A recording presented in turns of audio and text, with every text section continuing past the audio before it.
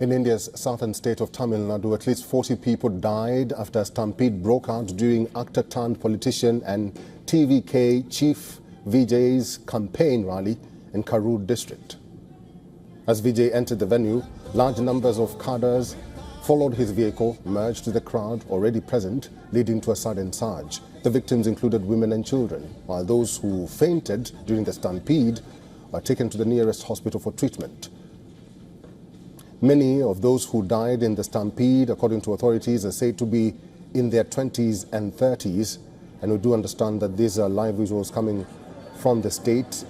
These are the victims of the stampede who are receiving treatment in various hospitals. We will get you more details on who is paying a visit to the victims of this stampede.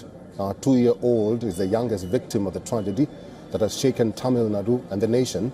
The family members of the 2-year-old infant remain inconsolable as they perform the last rites. An inquiry commission headed by retired Justice Aruna Jagadisan has been formed to carry out the investigation. Jagadisan, appointed by the state government for a detailed inquiry, has arrived in Karur. Meanwhile, the Madras High Court has allowed an urgent mention made by the TVK party seeking an independent probe into Karur's stampede, alleging a conspiracy. The party has also asked to preserve the CCTV footage from the incident. Once again, I would like to say that this are live visuals from Karur, where the victims have been hospitalized. Vijay has announced an ex gratia of rupees 20 lakhs to the families of each victims and 2 lakh rupees to those injured. Prime Minister Narendra Modi's office has also declared an ex gratia of rupees 2 lakh to the families of the victims. Now, according to Karur collector, a help desk has been opened at the hospital where rally victims are receiving treatment. The Tamil Nadu government announced 10 lakh rupees each for the families of the victims. Now, according to the Tamil Nadu DGP in charge, organizers asked for a venue anticipating a crowd of 10,000, but about 27,000 people turned up to have a glimpse of the actor-turned-politician. Let's talk to our principal correspondent, Siddharth MP, who's now joining us on the phone. What's the latest from your end, and how many people are injured in this stampede?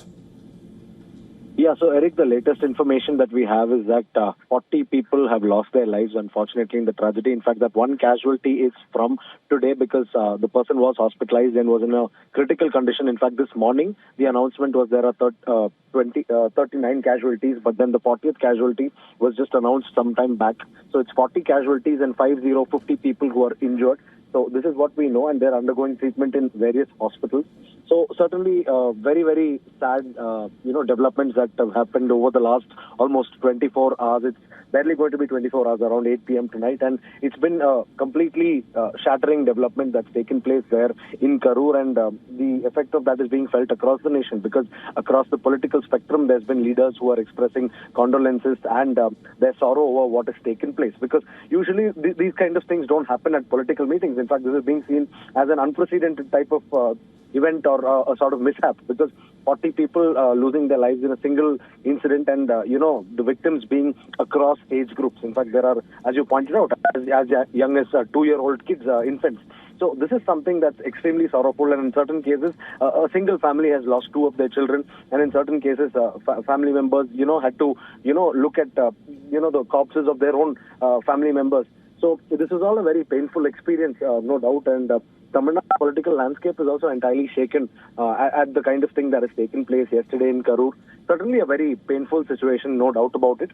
As far as the police are concerned now, the investigation is being carried out by the police, and at the same time, there's also the one-member judicial commission formed by the retired Chief Justice, which is retired Justice, who is also trying to investigate this particular matter. The Justice Aruna Jagadisan, the retired judge, has already arrived in Karur and has begun her investigation, we are given to understand. So that's expected to take at least a couple of weeks, because that would involve speaking to various stakeholders, speaking to the victims, eyewitnesses, the organizers of the event, the police, and several other authorities, because piecing together what went wrong yesterday itself is a great effort, because right now there's only a preliminary level understanding. The police have a certain understanding, but then it's important to get the version of the eyewitnesses. It's important to get the version of several other people who were there. And even now there is no exact clarity on how many people had gathered there, because this is not a sort of controlled access venue. This is not a stadium or a sort of venue where people gather only after getting tickets or certain armbands or something like that. This is a place